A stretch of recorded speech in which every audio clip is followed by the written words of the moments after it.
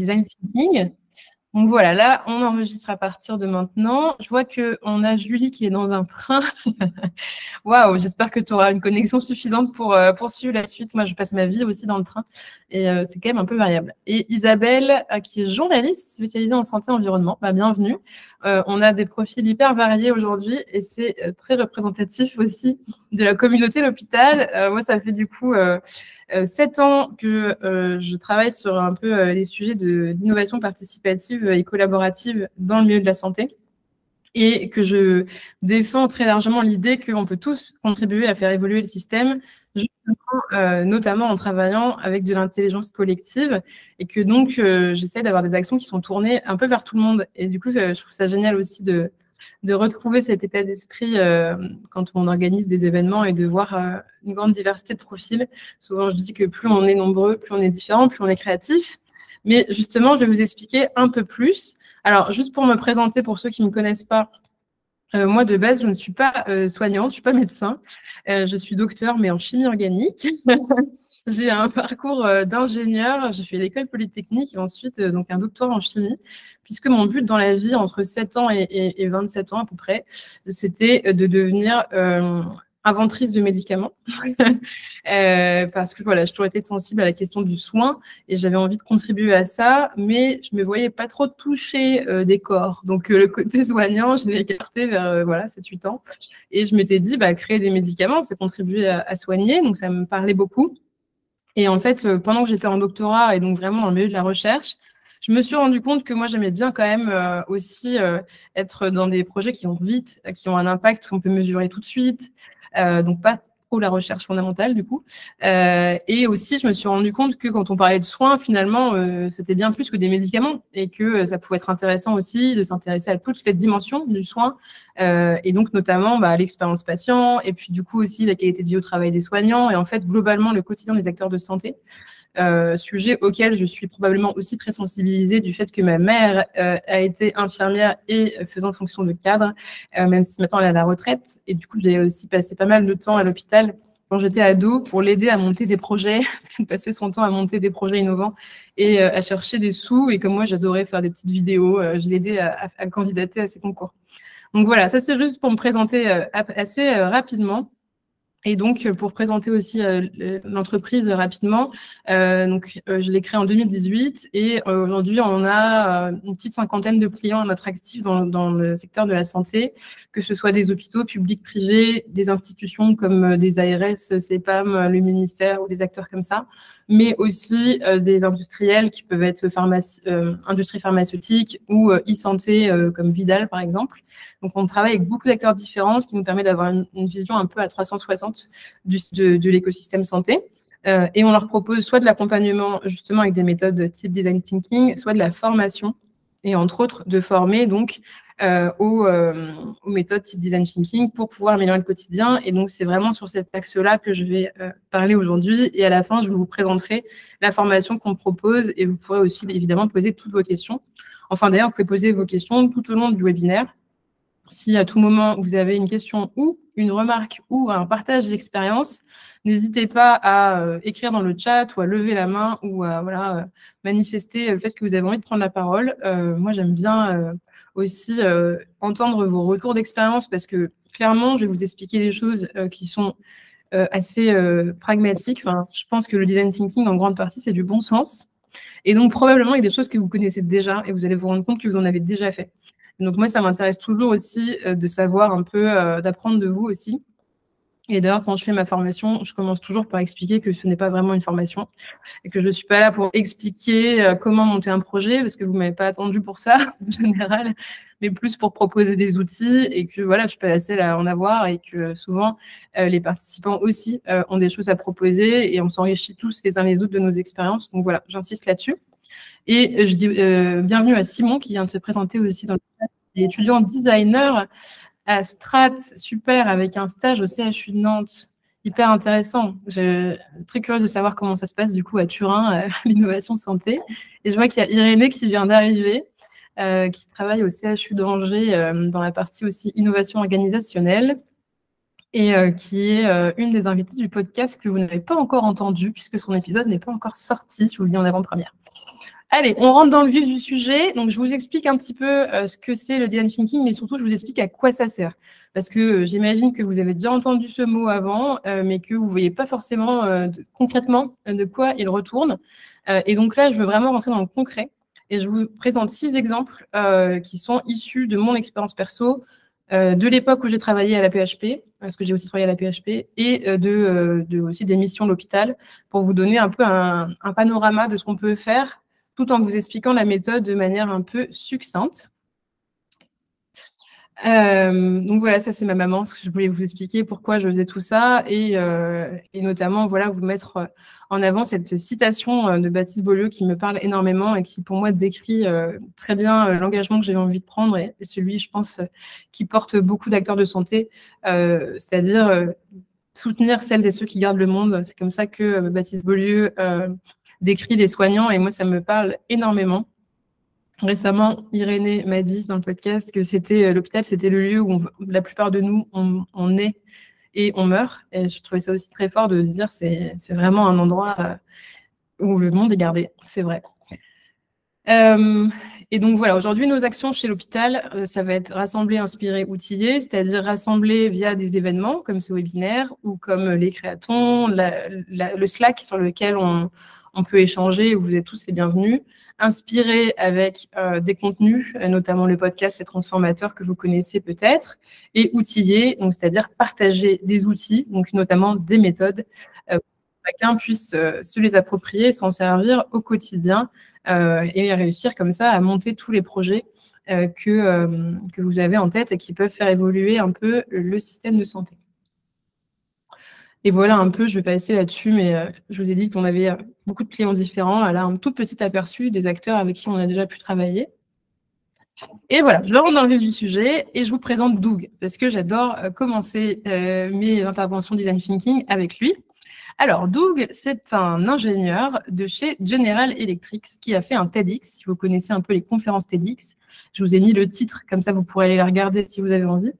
Et dans ce TEDx, il raconte que donc il a été missionné chez General Electric pour travailler sur un nouveau scanner, donc qui était vraiment sur la partie ingénierie R&D.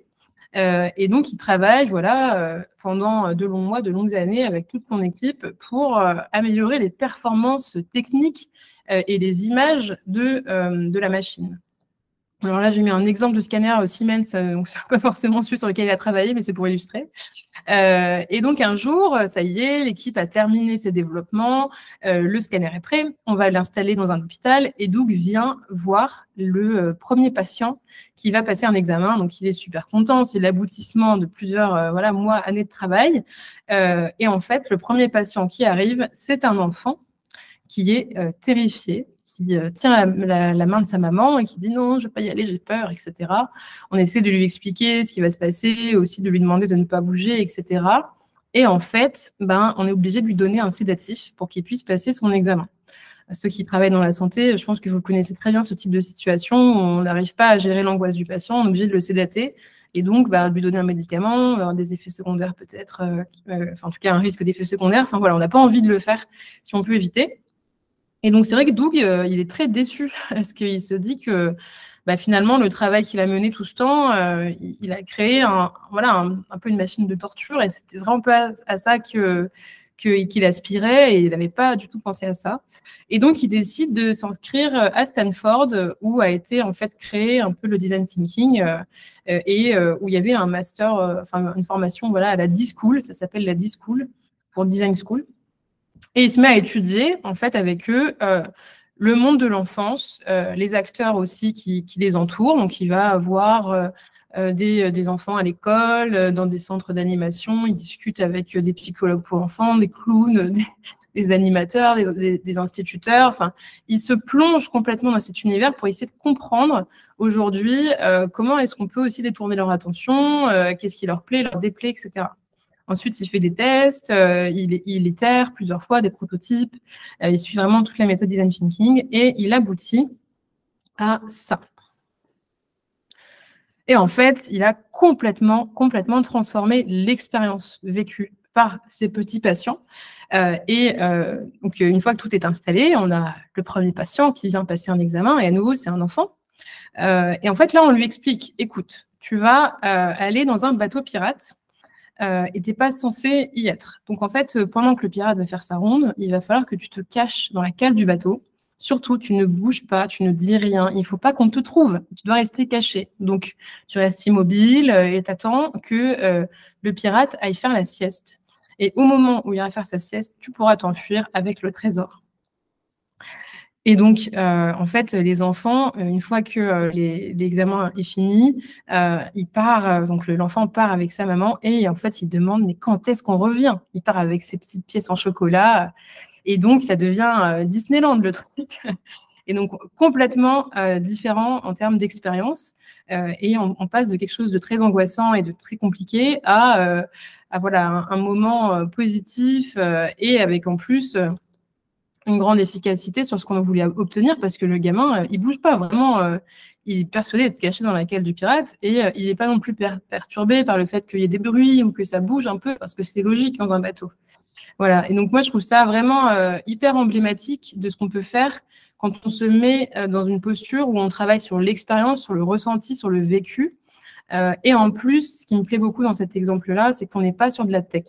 Parce que dans ma définition de l'innovation, il n'y a pas que la tech. Bien sûr, il y a la technologie, bien sûr, mais il y a aussi plein d'autres manières d'innover, de faire l'innovation organisationnelle, de modifier les espaces, de modifier la manière de travailler, de modifier aussi les outils, mais ça peut aussi être du papier. Enfin, il y a plein de manières en fait de faire de l'innovation.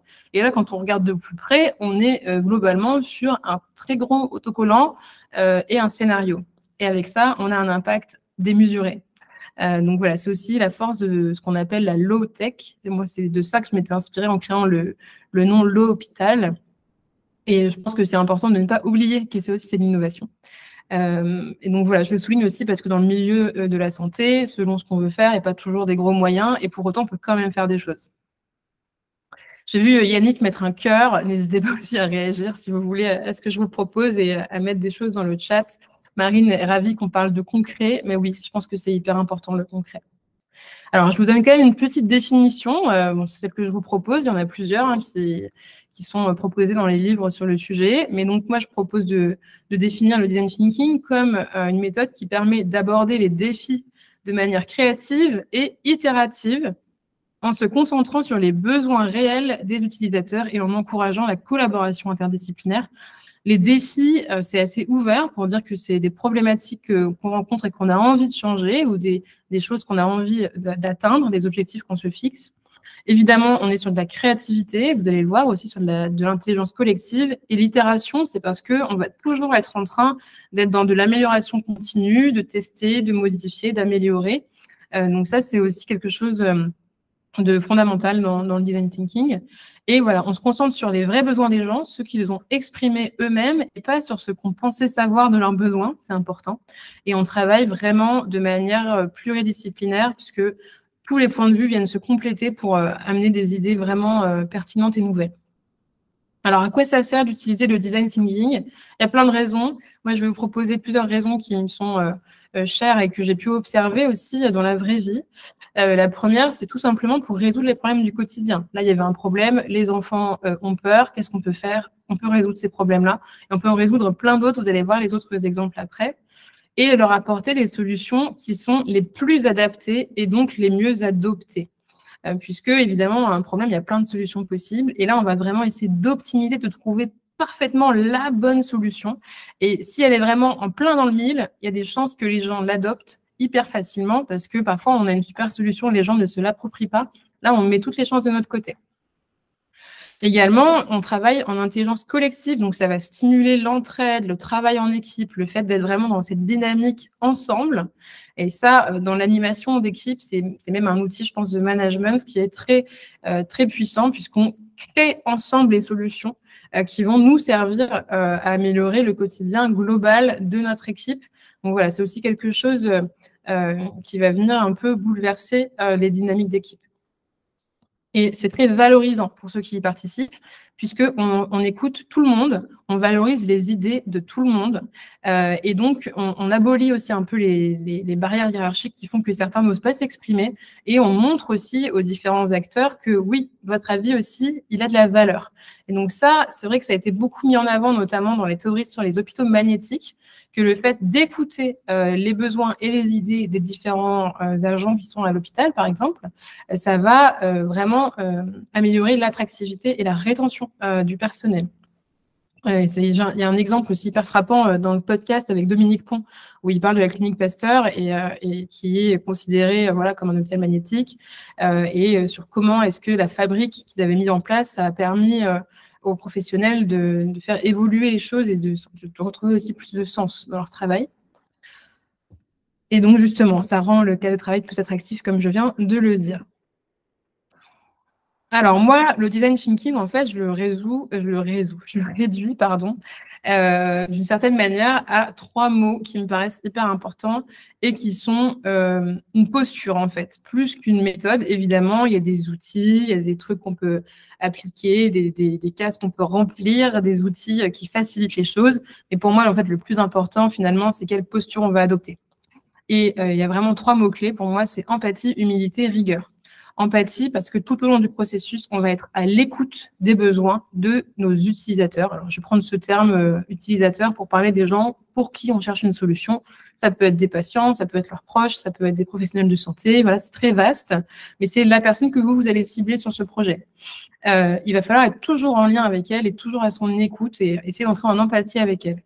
L'humilité, c'est un point extrêmement important puisqu'en fait, tout au long de ce processus, si vous n'êtes pas d'accord avec la personne pour laquelle vous faites la solution, eh bien, c'est elle qui a raison. Vous aurez toujours tort. Et ça, c'est pas évident à accepter. On n'a pas l'habitude. Souvent, on a l'habitude d'arriver avec la solution. Ben là, on va arriver avec une proposition et on va attendre de savoir si c'est la bonne en la testant, en la confrontant à nos utilisateurs. Et donc, si j'ai imaginé une solution d'ETP pour mes patients et que les patients n'accrochent pas, ben, c'est eux qui ont raison et je recommence et je fais autrement. Et enfin, la rigueur, parce que pour moi, pour que ça fonctionne, il faut se forcer à suivre toutes les étapes. Et parfois, on peut être tenté d'en sauter une parce que oui, mais moi, les patients, je les connais. Oui, mais moi, j'ai eu une super idée ce matin, donc l'atelier brainstorming, c'est pas la peine de le faire. Voilà, je pense que c'est important de faire toutes les étapes, de se forcer parce qu'on a toujours des choses à apprendre aussi des personnes qu'on va interviewer ou avec qui on va réfléchir. Et donc, voilà, il ne faut pas s'en priver. Je pense que c'est important. Donc, les 3 grandes étapes du design thinking. Bon, moi, j'en mets 3. La partie prototypage, elle est aussi souvent mise dans le 2e diamant. Moi, j'aime bien la mettre à côté pour être sûr qu'on ne l'oublie pas parce que je trouve ça hyper important. Alors, on représente, après cette partie théorique, je reviens sur des exemples concrets, mais c'est important quand même que je vous donne, je pense, ces quelques éléments de clés de compréhension. On représente souvent ce double diamant pour mettre en avant des phases divergentes et des phases convergentes. J'essaie de représenter. Et avec 3 grandes phases. Donc, une première phase qui est l'étude du besoin. Donc, je vais commencer par aller voir les gens à qui j'ai envie de rendre service et leur poser des questions pour essayer de comprendre de quoi ils ont besoin, de quoi ils ont envie, quelles sont leurs contraintes, quel est leur environnement, apprendre un maximum de choses par rapport à la problématique, en tout cas au sujet qui m'intéresse. Ensuite, le 2e diamant, il va être sur la partie idéation, c'est-à-dire trouver plein d'idées pour résoudre le problème. Et le 3e va être sur une idée qui me paraît intéressante, il faut quand même que j'aille la tester et que je m'assure que quand je la mets en place, ça donne bien les impacts que j'avais imaginés. Et sinon, pouvoir la modifier et la recommencer, l'améliorer en continu. Donc, les phases divergentes, c'est parce qu'on va ouvrir au maximum. Donc, dans le premier diamant, on va d'abord chercher un max d'infos. Ensuite, les phases convergentes, c'est pour essayer de bien se focaliser sur quelque chose. Donc, typiquement, le premier diamant, je vais chercher plein d'infos et puis je vais les trier, les analyser pour arriver sur une problématique la plus précise possible où je vais être capable de dire, en fait, il y a telle cible qui a tel problème avec tel contexte. En une phrase. Si on arrive à faire la phrase, c'est que c'est assez clair. Et il y a un peu de la technicité aussi pour être sûr de poser la bonne question, suffisamment petite pour ne pas essayer de résoudre tout en même temps et suffisamment grande pour ne pas mettre la solution dans la question. Ensuite, quand on a cette question, c'est très facile d'imaginer des idées pour y répondre. Et ça, on va le faire de manière collective. Et dans un premier temps, chercher à avoir beaucoup d'idées sans savoir si elles sont bonnes ou mauvaises. on ouvre, et ensuite on referme en faisant le tri dans ces idées, en les combinant éventuellement ensemble et en se mettant d'accord sur une solution qui nous paraît bonne. Et enfin, on la teste. Si ça ne marche pas, on en prend une autre ou on la modifie jusqu'à arriver à quelque chose qui nous paraît pertinent. Et à ce moment-là, on sait que ça vaut le coup d'investir notre temps, notre énergie, notre argent dans la mise en place de cette solution-là. Si on part sur la première idée, parfois on se rend compte que en fait, on a tout investi dedans et ce n'était pas la bonne. Là, on va éviter ça à tout prix, on va faire des brouillons et modifier. Si vous avez des questions, des remarques sur ça, n'hésitez pas. Je rentre un peu plus dans du concret et on va prendre des exemples sur chaque étape. Mon premier exemple, ça va être sur la prévention des chutes. Je pense que c'est un sujet que beaucoup d'entre vous connaissent déjà. Donc ça date de l'époque où je travaillais à la PHP. On avait travaillé avec un service de SSR en gériatrie et en orthopédie. Donc c'est des personnes âgées donc, qui généralement ont fait une chute. Donc c'est souvent des problèmes de hanches ou parfois d'épaule, beaucoup des hanches qui arrivent après un passage aux urgences, une opération et qui sont en SSR, donc en soins de suite réadaptation, et qui ont 30 jours pour se remettre sur pied avant de quitter l'hôpital. Alors, une partie va aller en EHPAD et puis il y a une partie qui va rentrer à la maison. Nous, on s'est intéressé à ça, au retour à domicile. Parce qu'en fait, dans ce service-là, ils se sont rendus compte que parmi les gens qui rentraient chez eux, dans les 3 mois qui suivent, il y avait à peu près un tiers qui revenaient à l'hôpital parce qu'ils avaient refait une chute. La chute, c'est assez important dans la question de la perte d'autonomie. C'est souvent un peu le début de la fin pour les personnes âgées. Et donc, il y a beaucoup de choses qui se mettent en place là-dessus, sur la prévention des chutes. Et donc, dans ce service, ils se sont rendus compte de ça. Ils se sont rebroussés les manches et ils se sont dit, bon, qu'est-ce qu'on peut faire? Et ils ont créé un livret de prévention des chutes. Livret qui était très réussi, où il y avait une double page par métier, donc tous les corps de métier, le diététicien, le podologue, l'assistant social, la psychologue, le médecin, enfin chacun avait sa double page avec des conseils pour éviter les chutes. Et malgré tout, ils n'ont pas eu l'impact qu'ils souhaitaient avoir. Il y avait toujours beaucoup de patients qui refaisaient une chute dans les 3 mois après être rentrés chez eux. Et donc, nous, en fait, avec mon collègue de l'époque, Edouard, on était allés passer beaucoup de temps dans le service pour faire des entretiens avec tous les métiers, avec les patients, avec les proches, pour faire de l'observation. Donc, des fois, on s'asseyait dans la salle d'attente, on regardait les gens passer, on regardait le tête qu'ils faisaient, on leur parlait un petit peu, on essayait de voir les flux, de voir les émotions. On a fait aussi du questionnaire, des ateliers, voilà, plein de choses pour essayer de comprendre quel était le problème. Et on s'est rendu compte que le vrai problème n'était pas du tout d'informer les personnes, c'était de les aider à préparer concrètement le retour à domicile. Parce qu'en fait, la personne qui prépare ce retour à domicile, c'est l'aidant familial. Généralement, l'aidante familiale, qui est souvent une femme qui a la cinquantaine, qui a et des enfants et un travail, et qui en plus de tout ça, est censée, en 30 jours, faire de la paperasse, obtenir des aides financières, trouver l'aide à domicile qui va venir faire le ménage et les courses, enlever les tapis, installer une barre dans la douche, acheter un déambulateur, enfin beaucoup, beaucoup de choses à faire. Et c'est infaisable en fait. Et donc, la plupart des personnes savent ce qu'il faut faire, juste elles n'arrivent pas à le faire dans le temps imparti. Et nous, dans les verbatims qu'on avait recueillis, le verbatim le plus frappant, c'était « J'ai mis 15 jours à prouver le livret de famille ». Le livret de famille, c'est le point de départ. C'est un des documents qu'il faut pour demander les aides financières. Et une fois qu'on a les sous, on met en place le reste. Donc, en fait, 15 jours, c'est la moitié du temps. En fait, il faut se dire, c'est la course contre la montre pour eux. Et donc, finalement, on s'est rendu compte que la question était mal posée. Et c'est quand même le point de départ le plus important. Et donc, après, on avait travaillé là-dessus pour permettre aux aidants de mieux comprendre qui pouvait les accompagner dans le parcours. On s'est rendu compte que les livrets, ils étaient facilement perdus, que du coup, il valait mieux qu'on fixe les informations sur la table de chevet du patient ou à l'accueil de l'hôpital, enfin du service. On avait mis en place pas mal de choses. Mais tout ça pour vous dire que l'étude terrain, c'est hyper important. Parce que finalement, le service avait investi beaucoup dans ce livret et n'a pas eu l'impact qu'il souhaitait et s'était trompé de question.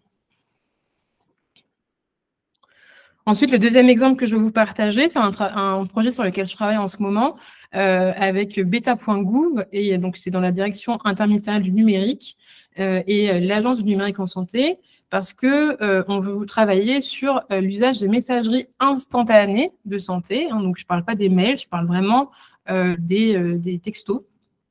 Parce qu'aujourd'hui, dans la vie de tous les jours, on s'en sert beaucoup, et dans la santé, ça peut beaucoup servir aussi aux professionnels de santé pour communiquer entre eux rapidement.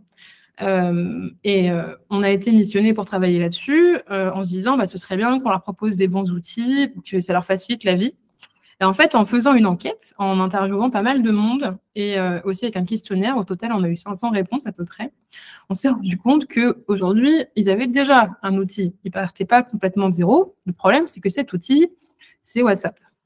Et que, en fait, il y a énormément de professionnels de santé qui utilisent WhatsApp pour s'échanger des données de santé, ce qui est très problématique, comme vous vous en doutez, en termes de sécurité de la donnée. Et ça, il a été important que nous, on puisse faire les entretiens pour essayer de comprendre pourquoi les outils qui existent ne suffisent pas, pour quel usage est-ce qu'ils l'utilisent, se rendre compte qu'ils sont très au courant, qu'ils n'ont pas le droit de le faire, mais qu'aujourd'hui, ils sont un peu obligés parce que tout doit se faire vite et qu'ils n'ont pas les bons outils. Et en fait, ça a été hyper important aussi que nous, on puisse remonter ces informations-là à l'ANS, l'Agence du numérique en santé, qui est une institution qui est basée à Paris, qui ne peut pas forcément passer beaucoup de temps sur le terrain. Et nous, ça nous a permis aussi d'argumenter et de soutenir notre vision du projet pour pouvoir continuer à proposer ensuite des choses qui aient vraiment du sens. Donc, c'était hyper important de pouvoir dire aujourd'hui, le mail, ça pose problème pour telle raison. Si on propose des nouvelles messageries, en fait, ça ne va pas les intéresser parce qu'ils ont déjà trop d'outils. Il faut absolument qu'on soit plus sur des outils intégrés, interopérables. Voilà, on a remonté beaucoup d'informations qui étaient hyper importantes pour cadrer le projet au début et qu'on ne pouvait avoir qu'en allant sur le terrain et qui divergeait un petit peu parfois de la vision que peuvent avoir les acteurs institutionnels dans leur bureau, quoi. Je vois que Solène a posé une question dans le chat. Est-ce que l'impact avait pu être mesuré pour le premier exemple? Est-ce que ça a permis de réduire le nombre de patients qui rechutent? Alors, je t'avoue que je n'ai pas la réponse à cette question parce que moi, après, j'ai quitté la PHP et je ne suis pas trop au courant et je ne suis pas sûre que ça a été mesuré. C'est un peu une des difficultés parfois de ce type de projet. Il faut qu'il soit porté, à mon avis, au moins coporté par des acteurs de terrain qui vont rester là sur le long terme et qui vont faire ces mesures d'impact. C'est effectivement hyper important. Mais sur ce projet en particulier, je ne saurais pas répondre. Ensuite, sur la deuxième étape, on va être sur de l'idéation, donc c'est-à-dire, comme j'ai dit tout à l'heure, on cherche à avoir un maximum d'idées. Et le plus important, à mes yeux, sur cette étape, c'est de séparer le moment où on génère les idées et le moment où on trie les idées. Parce que c'est comme ça que les gens sont suffisamment confiants, à l'aise pour effectivement proposer des idées sans avoir peur de donner une idée un peu bête et de passer pour un idiot. Et donc, si on sait qu'on a tous le droit de dire des choses et que les idées un peu folles sont valorisées, on va être beaucoup plus libre de s'exprimer. Et là, on va sortir aussi des idées originales dont on aurait peut-être eu honte, on aurait eu peur de passer pour des idiots. Et bien là, on va les donner. Et en fait, parfois, elles ont énormément de valeur. Et donc, c'est hyper important d'être dans cette phase où, d'abord, on sort tout ce qui nous vient, on essaie d'en avoir beaucoup, beaucoup. Et ensuite, dans un deuxième temps, on les sélectionne, on les trie. Et c'est comme ça qu'on garde aussi des idées originales et qu'on propose quelque chose de nouveau aussi, de différent. Alors, pour vous donner encore une fois des exemples concrets, actuellement, on travaille avec l'hôpital de Lens, dans le Pas-de-Calais, parce qu'ils ont décidé de lancer une démarche d'implication de la population du territoire dans le projet du nouvel hôpital. Donc là, en ce moment, ils sont en train de construire un nouveau bâtiment. Donc là, c'est la vision 3D du bâtiment. Qui va donc bientôt sortir de terre. Et ils ont décidé d'interroger en fait les personnes qui derrière seront les usagers de cet hôpital pour comprendre justement quels sont leurs besoins, leurs envies et leurs idées. Et donc nous, notre rôle là, c'est d'animer des ateliers et de remonter des idées à la direction de l'hôpital pour leur permettre d'éventuellement faire des changements, proposer notamment sur l'offre de services des nouveautés. Parce que vous imaginez bien qu'on ne va pas changer les plans d'un hôpital qui est en construction. Mais il y a plein de petites choses qu'on peut imaginer sur les services, sur la partie hôtelière, sur la partie digitale, sur un certain nombre de choses, même les aménagements extérieurs, comment faire de la prévention. Et on se rend compte en étant à l'écoute du terrain qu'il y a plein d'idées qui remontent, parfois des choses qui ont l'air d'un petit détail, alors qu'en vérité, ça va avoir un gros impact à nouveau. Je pense à un exemple très simple, très basique. On s'est rendu compte que dans cet hôpital, il y a un lieu de culte sur lequel c'est écrit, sur la porte, c'est écrit aumônerie catholique, qui en vérité est un lieu multiculte, mais les gens qui ne sont pas catholiques n'osent pas y aller. Et donc, quand on entend dans les témoignages des gens qui disent « bah voilà, moi je voulais me recueillir parce que mon fils, il est allé très mal, il était aux urgences et j'étais inquiète et je ne savais pas où aller », on se dit bah, en fait ça, c'est quelque chose dont ils n'avaient pas forcément conscience et qui est très facile à modifier dans le futur hôpital où on va pouvoir afficher que c'est un lieu multiculte, où on a un peu réfléchi aussi au fait que bah, ce serait intéressant de mettre autour des lavabos parce que certaines personnes ont besoin de ça. Voilà, c'est un exemple comme un autre. Il y a plein de petites choses dont on se rend compte et plein de super idées qui sont remontées de la population. Et le fait voilà, de passer aussi du temps avec les usagers, ça enrichit énormément les réflexions et ça va enrichir l'offre de services. Le projet est encore en cours, donc là-dessus, je n'ai pas de conclusion encore à donner, mais en tout cas, nous, on voit dans les ateliers, on récolte une quantité d'informations qui est impressionnante. Un autre exemple, c'est pour vous dire qu'on peut même proposer de faire évoluer les politiques publiques de santé avec le design thinking. En 2021, on a été missionné par Olivier Véran, donc à l'époque où il était ministre, sur la promotion de la santé auprès des jeunes. Voilà, son conseiller santé publique m'avait contacté en disant on aimerait bien tester d'autres approches pour vraiment comprendre les besoins terrain, etc. Et donc moi, derrière, c'est pas que l'hôpital, loin de là. Hein, j'avais proposé à une médecin de santé publique et puis on a monté toute une petite équipe que vous pouvez voir sur la photo pour travailler sur ce sujet. Et on a pu interviewer des jeunes, interviewer des experts, dont des experts aussi de terrain, des infirmières scolaires, des éducateurs, enfin voilà, plein d'acteurs, pour remonter en fait à la fois des problématiques, mais aussi des propositions, puisqu'on a fait des ateliers avec eux, et aussi des exemples de choses qui fonctionnent déjà, que ce soit en région ou à l'international, pour pouvoir dire au gouvernement, mais regardez, en fait, quand on se met tous autour de la table, on a plein de choses à proposer, dont des choses qui marchent ailleurs, mais qu'on ne connaissait pas. Et on peut très concrètement faire évoluer ces systèmes de promotion de la santé si on est plus à l'écoute. Et donc, moi, j'avais voulu vraiment mettre en avant un peu 3 concepts qui étaient l'écoute, la confiance et la collaboration. On se dire, on va être plus à l'écoute des besoins, écouter ces besoins-là en continu, faire plus confiance aux acteurs aussi pour peut-être proposer par eux-mêmes des choses et les soutenir dans ce qu'ils proposent sans forcément vouloir tout contrôler. Et dans la collaboration, évidemment, de manière pluridisciplinaire. Donc, ce rapport, il est disponible sur le site du ministère, si vous avez envie de le lire. J'avais aussi tenu à ce que les 50 mesures proposées soient faisables à plein d'échelles différentes. Donc, ce n'est pas du tout 50 propositions de loi. Hein. Il y a des choses qui sont hyper concrètes que n'importe quel instituteur ou conseiller santé du conseil municipal d'une ville, ou enfin plein d'acteurs peuvent s'approprier. Je pense par exemple dans les trucs un peu originaux, on avait eu ça en atelier avec des jeunes à Nanterre. On avait eu l'idée de créer une journée en pyjama à l'école parce qu'on s'était rendu compte que la question du sommeil, c'était peu compris, peu connu des jeunes. On a eu des retours vraiment effrayants quand on leur disait c'est quoi bien dormir. Certains disaient qu'il faut dormir 4 heures par nuit, d'autres disaient 12 heures. Et surtout, ce qui m'a le plus choqué, c'était certains jeunes qui mettaient des réveils sur leur téléphone toutes les 2 heures pendant la nuit pour voir les notifications sur les réseaux sociaux. Enfin, donc, ils étaient vraiment peu informés sur cette question, même comment avoir un sommeil de qualité, comment s'aider à s'endormir. Et donc, on avait vu que, notamment en Angleterre, ils faisaient ça des fois. Et donc, ils passent une journée entière en pyjama pour parler de sommeil à l'école. Voilà, c'était un des exemples. Il y a plein de choses dans ce rapport, de plein d'ampleurs différentes. Et ça, c'est aussi grâce au design thinking. Et aussi, on avait une boîte à idées, d'ailleurs, sur le site, j'ai oublié de le dire. Donc, voilà, c'était vraiment de l'intelligence collective qui avait permis de rédiger ce rapport. J'en viens à mes 2 derniers exemples sur la partie plutôt prototypage test. Un exemple qui vous permet de comprendre pourquoi c'est si important de faire du prototypage et du test.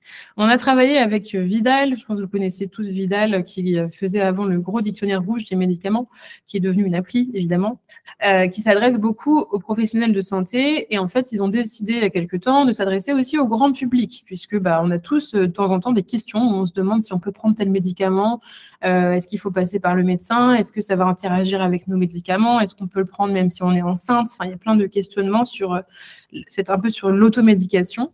Et donc, ils nous avaient demandé de réfléchir à une proposition de solution. Et donc, on a fait des entretiens, une 50aine, avec plein de types de personnes qui peuvent se poser des questions justement sur les médicaments, avec aussi des professionnels de santé qui renseignent les gens sur les médicaments, donc pharmaciens, médecins, infirmiers, etc.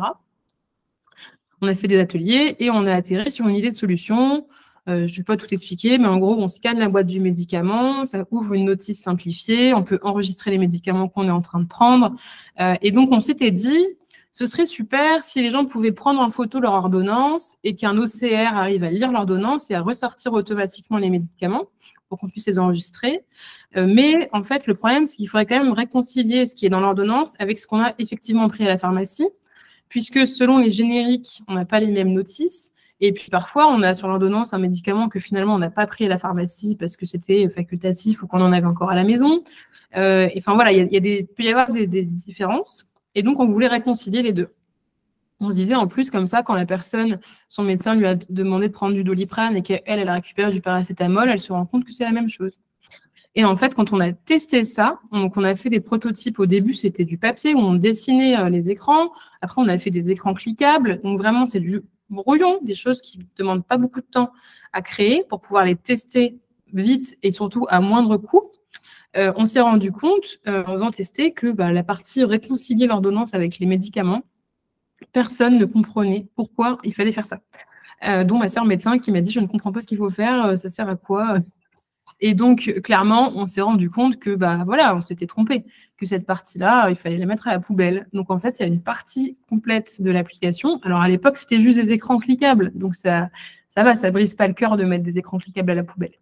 Mais heureusement qu'on avait fait ce test, parce que sinon, on aurait demandé à des développeurs qu'on aurait payé cher de mettre ça dans l'application. Et finalement, non seulement les gens s'en seraient pas servis, en plus, ça les perturbe.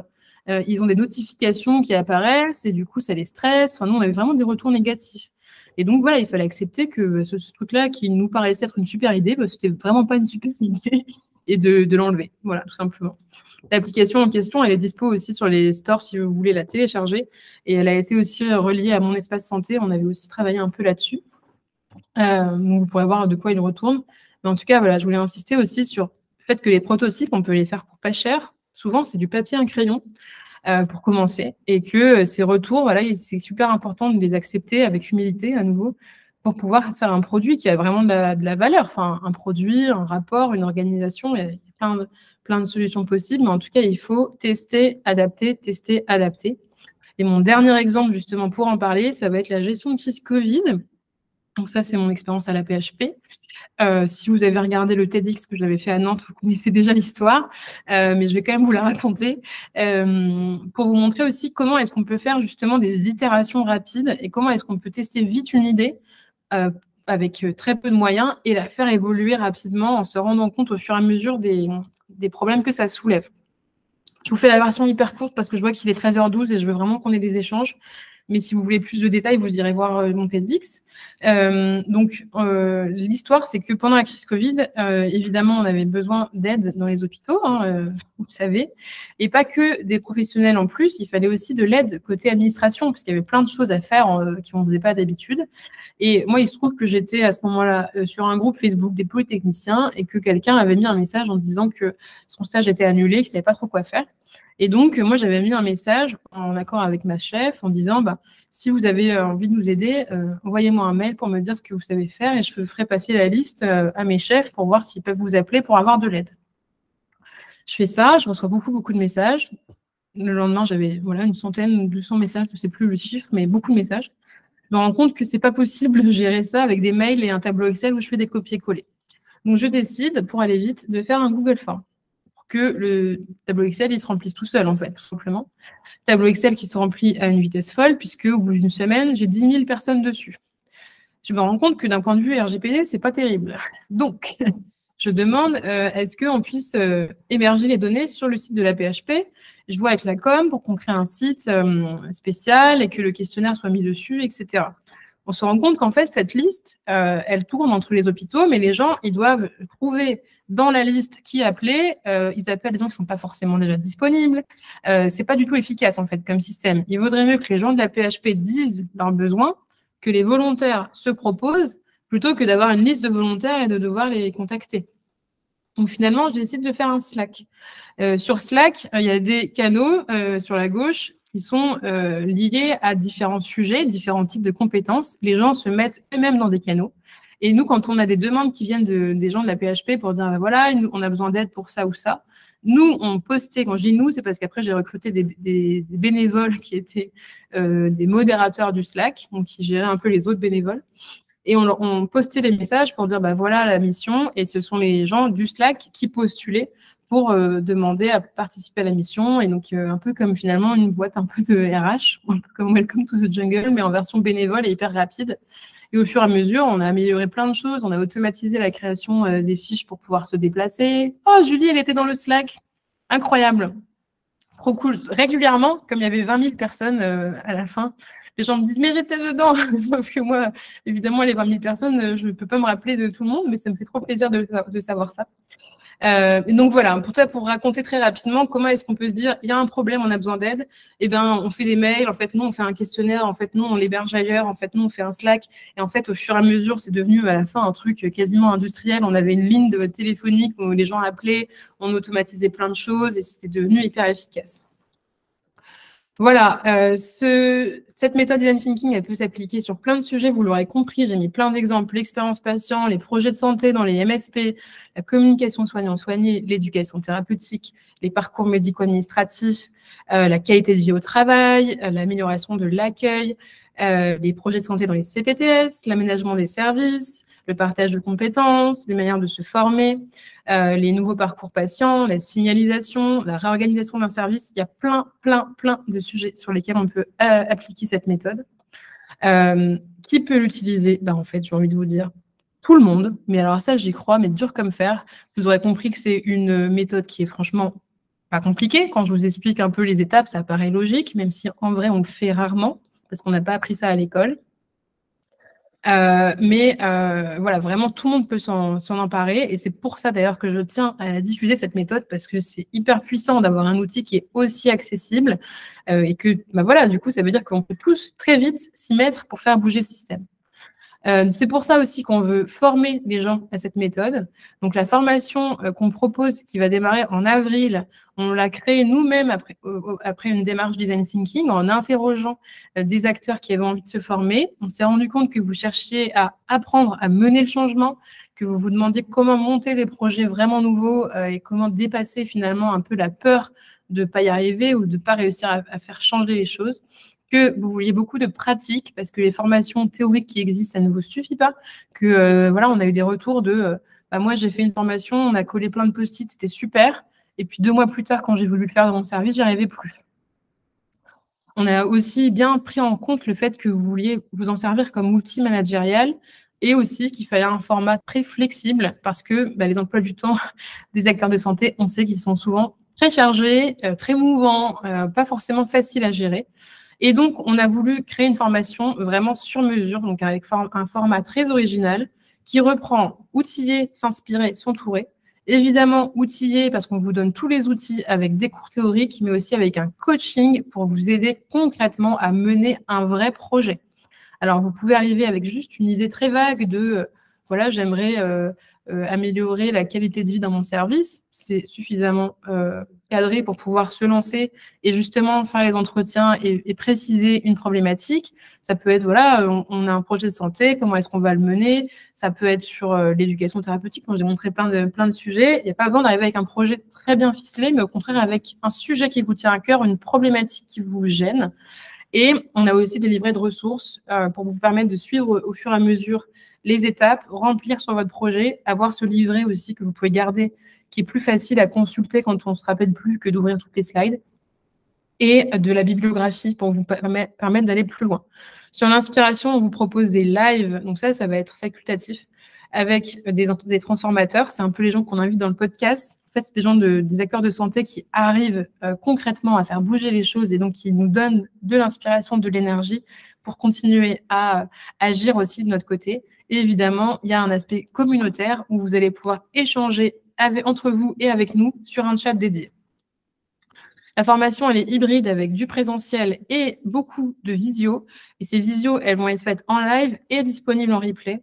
Donc, pour que vraiment, à part ces 2 journées présentielles qui sont espacées de 6 mois, vous soyez hyper libre, en fait, de regarder les vidéos quand vous êtes disponible et aussi de vous connecter aux office hours facultatives Ça va être des moments où nous, on est disponible, on est connecté. Et si vous avez des questions, on y répond. Si vous n'avez pas besoin de nous, ça se passe très bien, ben, vous n'êtes pas obligé de venir. Et si vous n'avez pas pu venir, on est aussi disponible sur le chat. Au total, on est sur 40 heures de formation qui sont distillées sur 6 mois parce que ça vous permet que ça ne prenne pas trop de temps, que ça ne vous bloque pas 40 heures d'affilée et surtout que ça vous permette au fur et à mesure de ces 6 mois de mettre en œuvre sur un projet concret et ça, on y tient énormément. En ce moment, on forme des personnels de santé à l'hôpital d'Annecy et c'est étalé sur 4 mois et ils nous disent que voilà, 1 mois entre chaque session, des fois, c'est un peu court pour mettre en œuvre. Donc, c'est pour ça aussi que c'est étalé. Merci pour ton retour, Marine. À bientôt. On a déjà des très bons retours, que ce soit des participants du Challenge Innovation de la PHP Sorbonne qu'on a accompagnés depuis 2 ans, que ce soit aussi les personnes qu'on forme à Annecy, à l'IFROS de Lyon, donc qui est une école des cadres, à la Paix. On a pas mal de références aussi dans l'enseignement supérieur. Je vous avais mis quelques verbatim. Celui que je préfère, c'est le premier, là, vous avec votre PEPS, vous pouvez nous aider à avancer en accord avec nos valeurs, mais avec de nouveaux outils. Ça résume très bien ce qu'on essaye de faire, de vous donner du PEPS, de la bonne humeur, de l'énergie déjà, mais surtout vous donner des outils qui sont alignés avec vos valeurs, avec ce que vous avez envie de faire. Le planning, le voici. Vous voyez que ça commence le 4 avril avec la première journée de lancement. Ça se termine le 19 novembre. Et entre-temps, en fait, on va vous proposer donc les lives avec nous, où on va vous expliquer, bon, ça va être moi hein, globalement, qui peut vous expliquer les différentes étapes, comment les faire. Et à chaque fois, on vous explique, bah, voilà comment faire l'étude des besoins. Vous avez 3 semaines, 1 mois pour faire quelques entretiens, vous tester par vous-même sur votre projet. On se retrouve. On débrief, et là, je vous dis, OK, voilà comment analyser les entretiens, faire une problématique, etc. On fait comme ça, étape par étape. Et on ne va pas s'arrêter après le prototypage. On va discuter de comment est-ce qu'on déploie et comment est-ce qu'on ancre ce projet dans le temps et comment est-ce qu'on le présente, comment est-ce qu'on le défend pour aller chercher du soutien. Parce qu'évidemment, une fois que vous avez fait tout ça, il va vous falloir aussi un soutien institutionnel, probablement, pour pouvoir faire en sorte que votre projet prenne de l'ampleur. Donc, c'est aussi quelque chose qu'on a inclus dans la formation. Au niveau des tarifs, on est sur 3 200 € hors taxe pour une personne qui s'inscrit individuellement ou 9 000 € pour un groupe de 3 personnes pour vous encourager aussi à venir à plusieurs et éventuellement aussi à porter un projet collectif de votre établissement. Pour la première promotion qui va démarrer, on a fait une petite réduction de 20% pour voilà, vous remercier d'être les premiers à nous faire confiance. On est certifié Calliope, donc vous pouvez financer la formation sur vos budgets de formation établissement. Pour l'instant, on n'est pas encore finançable CPF, mais c'est en cours aussi de travail. Mais en tout cas, voilà, c'est déjà avec Calliope, ça peut être des budgets formation à NFH, etc. Je vais m'arrêter là pour vous laisser le temps de poser des questions. J'ai déjà un peu trop parlé parce que je suis très bavarde. Mais en tout cas, vous pouvez retrouver sur notre site, je vais remettre le lien dans le chat, vous pouvez retrouver toutes les informations et laisser vos coordonnées pour que on vous envoie les documents et ou quand vous téléphone pour en discuter.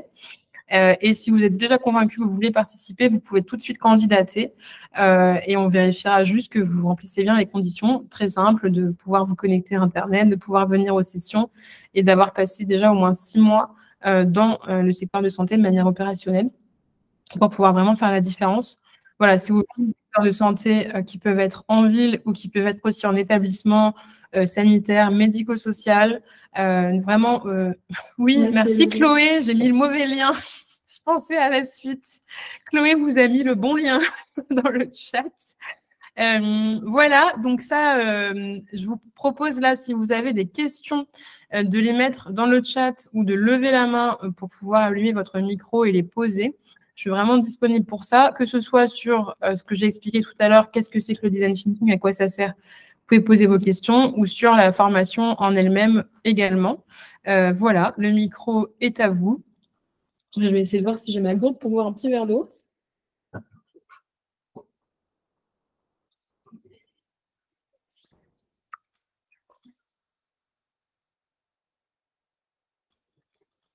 Vous êtes timide aujourd'hui. Moi aussi, s'il n'y a pas de questions, il n'y a pas de questions. Hein, mais en tout cas, si vous avez la moindre question, vraiment, allez-y. En attendant, je vous fais une dernière petite annonce. Ah si, je vois que le joueur a mis des questions.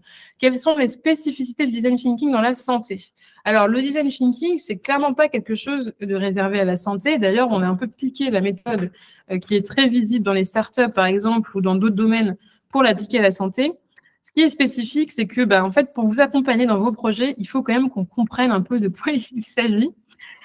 Et ça nous paraît vraiment essentiel que quand vous nous parlez d'ARS, de CPTS, d'IDE, d'IBOD et tous les acronymes de la santé, on comprenne de quoi vous parlez. On est aussi très au courant des difficultés qu'il peut y avoir d'un point de vue réglementaire, d'un point de vue institutionnel. Enfin, moi, quand je bossais à la PHP, j'étais au siège sur la partie direction innovation. Je sais aussi un peu quels sont les freins, quels sont les arguments qu'on peut utiliser pour aller convaincre aussi les décideurs. Donc, en fait, nous, les spécificités, elles ne sont pas par rapport à la méthode dans la santé, mais à quand j'applique la méthode sur mon projet dans la santé, comment je fais concrètement. Et voilà, et aussi notre connaissance du secteur qui, je pense, est essentielle aussi pour vous accompagner correctement. Y a-t-il des restrictions réglementaires à avoir en tête en filigrane au moment de l'idéation et selon la problématique? Alors, en fait, exactement, le réglementaire va être important parce qu'il y a des choses qu'on n'a pas le droit de faire et on ne va pas enfreindre les règles, c'est important. Et en fait, ça, on va s'en servir dans la fin du deuxième diamant. En fait, on va s'en servir 2 fois. Sur la problématique, quand on va fermer le premier diamant, on va s'assurer que le problème qu'on veut régler, on a le droit et on peut s'y attaquer. On va vérifier que du point de vue, par exemple, de la stratégie de l'établissement, on va pouvoir faire quelque chose. On va réfléchir à, voilà, est-ce qu'on est bien placé, quelle est l'ampleur de ce problème, et ça va nous aider à choisir le problème.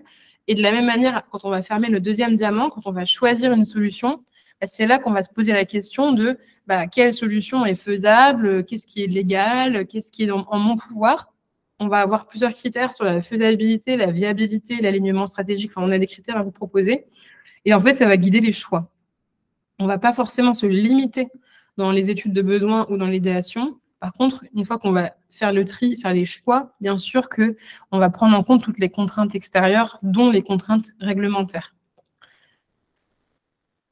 Joueur, je vois le pouce levé, donc je pense que ça répond à ta question. Marianne demande, est-ce que le design thinking peut servir à donner naissance à un projet et pas forcément à un produit? Oui, tout à fait. Alors, j'espérais que ma présentation aurait permis de le montrer, mais du coup, c'est pas encore le cas. Alors, en tout cas, j'ai des exemples sur de l'organisationnel. Par exemple, on a pu travailler avec 2 services d'oncologie en HDJ qui allaient fusionner. Et donc, ils avaient des questions plutôt organisationnelles. Entre autres, comment est-ce qu'on va gérer le positionnement des lits, des fauteuils et des plannings de manière efficace? On est vraiment sur une organisation. On va pouvoir aussi travailler sur, comme je disais, un projet de santé, d'une MSP. Demain, j'ai envie de travailler sur limiter la sédentarité sur mon territoire. Comment je fais? Le design thinking, c'est un point de départ pour le faire. Parce qu'on va se dire pourquoi il y a de la sédentarité. On va aller interviewer les acteurs. On va essayer de comprendre d'où ça vient. Et on va se dire après, dans la phase d'idéation, OK, qu'est-ce qu'on fait pour que ça change? Et là, il y a plein de manières de répondre. Hein. Ça peut être des actions, des événements, de la documentation, des applis. En fait, vous verrez en fonction de votre problématique et en fonction des idées que vous choisissez, quelle forme ça prend. Et ça peut prendre plein de formes. C'est vraiment pas limité à un produit. Merci pour cette question. Merci Simon, ravi d'avoir pu se connecter et échanger. Merci Yannick, tu étais claire et précise, moi tant mieux. Et Marianne dit, j'aimerais monter quelque chose au service de la santé mentale, mais je ne sais pas encore quoi. Mais c'est un excellent point de départ, en fait. Hein. En fait, tu vas pouvoir, au fur et à mesure de la première phase, du premier diamant, essayer de comprendre, OK, cette problématique de santé mentale, je vais m'adresser à qui aujourd'hui? Si tu ne sais pas à qui tu vas t'adresser, justement, tu vas aller parler à des jeunes, à des travailleurs, à des personnes âgées, etc. Et essayer de voir où est-ce que les problèmes sont les plus forts. Qu'est-ce qui t'a touché aussi toi personnellement, à qui tu as envie de t'adresser et de comprendre après plus en détail, oui, mais donc ces personnes-là, pourquoi elles ont un problème? Qu'est-ce qui est à leur disposition? Pourquoi est-ce que ça ne suffit pas? Quels sont les freins? Quel est le contexte? Et en fait, on va comprendre au fur et à mesure de cette étude de terrain sur quoi est-ce qu'on peut et on veut agir. Et c'est là, en fait, que tu vas fixer ta problématique et qu'après, tu vas pouvoir partir sur cette phase d'idéation, arriver sur une idée de solution.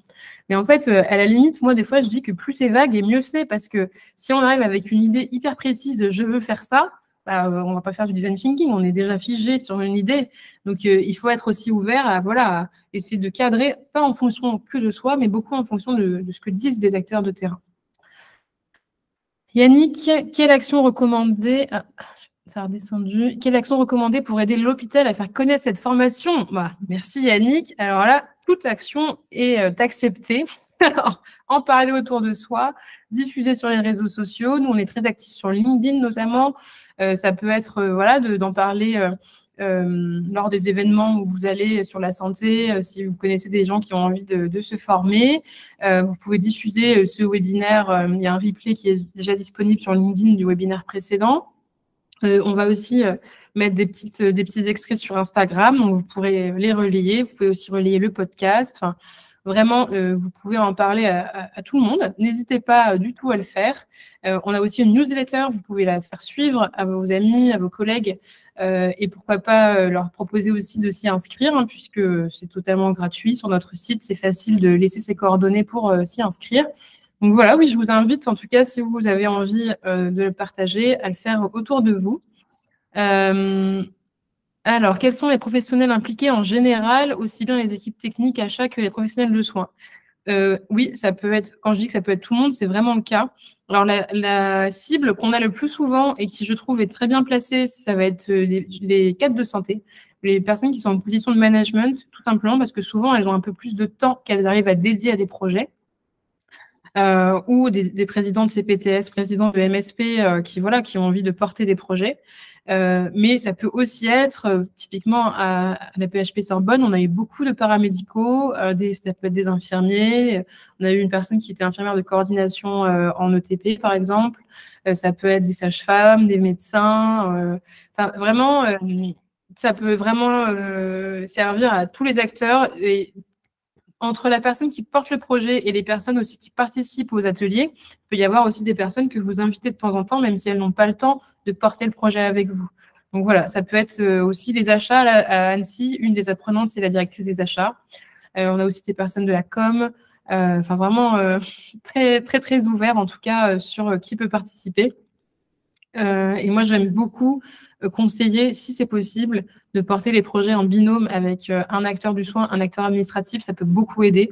Mais bon, ça dépend des sujets. Il y a aussi des binômes là à Annecy. J'ai un binôme où c'est le chef de service avec la cadre de santé. Voilà, il y a plein de manières de porter les projets. Ce qui est important, c'est que la personne, elle soit motivée, elle soit dans cet état d'esprit de empathie, humilité, rigueur, et qu'elle arrive aussi à dégager un petit peu de temps pour pouvoir mettre en œuvre. Ariane, est-ce que la formation est plutôt conseillée lorsqu'on est en situation d'exercice professionnel? Alors oui, oui et non, parce qu'en fait, ce qui est important, c'est que vous ayez la possibilité de mettre en œuvre sur un projet concret, mais vous pouvez porter un projet aussi en tant que citoyen. Je veux faire de la prévention dans mon quartier. En tant que patient, je suis dans une asso de patients, on veut monter quelque chose, ou juste je suis patiente et dans mon hôpital, je voudrais monter quelque chose. C'est pas forcément que des professionnels de santé. Mais en tout cas, ce qui va être important, c'est que vous puissiez mettre en œuvre, vraiment. Je vois que Ariane dit « j'ai hâte de pouvoir la faire ». Bah, écoute, moi, j'ai hâte de te rencontrer et de te proposer ces contenus. Et enfin, dernière question, ça semble assez chronophage. Comment les équipes soignantes peuvent trouver ce temps? Alors, comme je l'ai expliqué tout à l'heure, on a vraiment pensé un format qui est très, très flexible et qui est étalé sur 6 mois. Si vous prenez 40 heures étalées sur 6 mois, on est sur une moyenne, si je fais un rapide calcul, de 7 heures par mois, donc moins de 2 heures par semaine, sachant que là-dedans, il y a des choses qui sont facultatives. Donc, ce que je disais tout à l'heure sur notamment les office hours. Donc, justement, on a fait ça pour que ça rentre dans un emploi du temps, que voilà, l'heure et demie de live que j'ai toutes les 3 semaines, bah, je peux la mettre un matin, un midi, un soir, en fonction de mes disponibilités. Je peux le regarder chez moi, je peux le regarder au travail. Donc, c'est vraiment pour que ce soit flexible. Ça va être important quand même pour la mise en œuvre d'avoir un tout petit peu de temps. Mais là, sur Annecy, par exemple, les personnes, elles ont fait un questionnaire qu'elles ont distribué à tout le monde. Ça leur a pris 2 heures de le rédiger, de le mettre en ligne et de le distribuer. Et c'était déjà de la matière suffisante pour pouvoir faire la suite. Donc voilà, c'est sûr qu'il faut quand même un petit peu de temps. Il ne faut pas arriver en 0 temps, sinon on ne peut pas en profiter. Le but, c'est aussi que vous puissiez vraiment en profiter. Mais on l'a aussi étalé pour ça, pour que ce soit un petit peu de temps chaque semaine et pas un gros bloc qui vous bouffe 3 mois de votre vie alors que c'est difficile de dégager ce temps-là. Et c'est un des retours aussi qui a été fait et qui nous permet de rendre cette formation plus accessible à des personnes qui ont peu de temps. J'espère que ça répond à la question. Merci Steph pour ton retour. Vous aviez beaucoup de questions. Je suis ravie de voir que ça vous intéresse. Si vous avez d'autres questions, vous voulez qu'on en parle directement par un petit appel, il n'y a aucun souci. Vraiment, vous pouvez la flasher le QR code de gauche, me laisser le numéro et cocher la case « Je veux être rappelé ». Et c'est moi qui vous rappellerai pour discuter avec vous si vous avez d'autres questions, si vous voulez voir aussi sur quel projet vous pourriez travailler pendant la formation. Et je profite de vous avoir avec moi pour vous parler d'un tout petit autre sujet qui est un peu différent. Mais on vient de lancer aujourd'hui l'ouverture des places et la communication sur un événement qu'on organise le 19 mars. Ça s'appelle les Lopi Talks. Je vois qu'Irénée a levé la main. Irénée, qu'est-ce que tu voulais dire? Non, c'était juste pour dire bravo, c'est chouette. Ah, merci beaucoup. Je des boutons. Ça marche. Écoute, merci beaucoup. Avec plaisir aussi. Alors, je suis désolée, Soublé, je vois pas votre prénom, mais en tout cas, pas de souci pour faire un article. On avait déjà parlé de ça dans quelques journaux, notamment Actu Soins, etc. Une personne qui a des difficultés de connexion, je crois, qui arrive et qui s'en va. Donc, en 2 mots, les Lopi Talks, ça va être une journée à Paris qui va être dédiée justement au passage à l'action, faire bouger le système de santé. De toute façon, on fait que ça chez l'hôpital, c'est notre cœur de mission. Il y aura une matinée avec des talks, un peu comme les TEDx Talks, donc des conférences courtes d'un quart d'heure où les gens vont partager leur message et leur expérience sous un format un peu à l'américaine. Donc, une matinée avec des talks des transformateurs, donc les gens qu'on invite dans le podcast et qui sont actifs et qui font bouger le système de santé. Et une après-midi avec des ateliers d'intelligence collective. Donc, il y aura plusieurs types d'ateliers pour pouvoir passer à l'action, faire du partage d'expériences, tester un peu le design thinking sur vos projets, tester le design fiction pour écrire ensemble les scénarios du futur de la santé, aider aussi nos orateurs ou des startups sur des sujets sur lesquels ils ont envie de vous consulter. Voilà, il y aura cette journée qui va être hyper intéressante pour se rencontrer aussi. Il y aura un déjeuner networking. Ça a été pensé à nouveau sur s'inspirer, se rassembler, s'outiller, évidemment. Donc, si vous avez envie d'en savoir plus, vous pouvez aller sur ce lien. Cette fois, c'est le bon. Vous pouvez aussi aller sur le podcast. J'en parle depuis tout à l'heure, mais je ne vous ai pas remis le lien. Mais on a un podcast donc, où il y a une bonne quarantaine d'interviews déjà pour parler justement des transformateurs, les gens qui font de la transformation du système au quotidien. Et j'avais fait un mini-épisode hier pour vous présenter les Lopi Talks, donc 10 minutes si vous voulez en savoir plus. Je ne vais pas trop m'attarder là-dessus parce que ce n'était pas le but du webinaire. Mais je me dis que si vous êtes intéressé par ces sujets, vous serez sûrement intéressé par cet événement. Donc, n'hésitez pas aussi à aller voir la page et à voir si ça vous intéresse. Ce serait aussi l'occasion de se rencontrer, de se voir en chair et en os. Donc, voilà, vous êtes les bienvenus. Et je vais rester encore connectée 5-10 minutes s'il y a d'autres questions ou si vous avez envie de réagir sur tout ça. Déjà, je vous remercie beaucoup d'avoir passé votre pause déjeuner avec nous. J'espère que ça vous a apporté des éclairages qui vous seront utiles. Et je vous remercie aussi pour toutes les interactions très agréables et très positives qu'on a pu avoir sur le chat ou avec vos petits emojis, etc. Voilà, moi, c'est quelque chose qui me tient énormément à cœur de diffuser ces outils, ces valeurs, de faire en sorte que les gens se rencontrent, s'entraident. Je pense qu'on est tous d'accord pour dire que le système de santé en France, il ne va pas très bien. Et je pense qu'on peut aussi être tous d'accord sur le fait que ce n'est pas une fatalité et on peut s'entraider pour faire bouger les choses, pour rendre le système plus humain, plus participatif, plus inclusif, plus positif. Et donc, c'est vraiment ce qu'on essaye de faire chez l'hôpital avec toutes nos actions. Donc voilà, merci beaucoup pour ce temps et pour votre soutien. Merci pour vos messages. On vous souhaite une très belle journée. On espère vous voir bientôt, peut-être le 19 mars, peut-être le 4 avril. Mais voilà, en tout cas, merci beaucoup. Et n'hésitez pas aussi à en parler autour de vous, à venir à plusieurs. Ça devrait être une journée sympa et une formation aussi très sympa parce que les premiers inscrits sont vraiment aussi des personnes très dynamiques et très positives. Donc, je suis sûre qu'on aura aussi un super esprit de promotion. C'est aussi quelque chose que je voulais créer dans cette formation en ayant un groupe qui se retrouve régulièrement, qui s'entraide pendant 6 mois, parce que c'est des choses qui s'ancrent après dans le temps. Moi, dans d'autres formations que j'ai faites, j'ai eu cet esprit de promotion et des personnes que j'ai rencontrées il y a 8 ans, que je revois encore maintenant et on se dit: «Attends, mais toi, l'entrepreneuriat, comment ça se passe? Moi, j'ai eu telle problématique» et c'est vraiment très puissant également. Merci beaucoup. Bah, merci à vous, vraiment merci. Merci Aude. Merci. Avec À plaisir. bientôt. À très Merci vite. Aude, à plus. Ouais, à plus. Bon après-midi à tout le monde.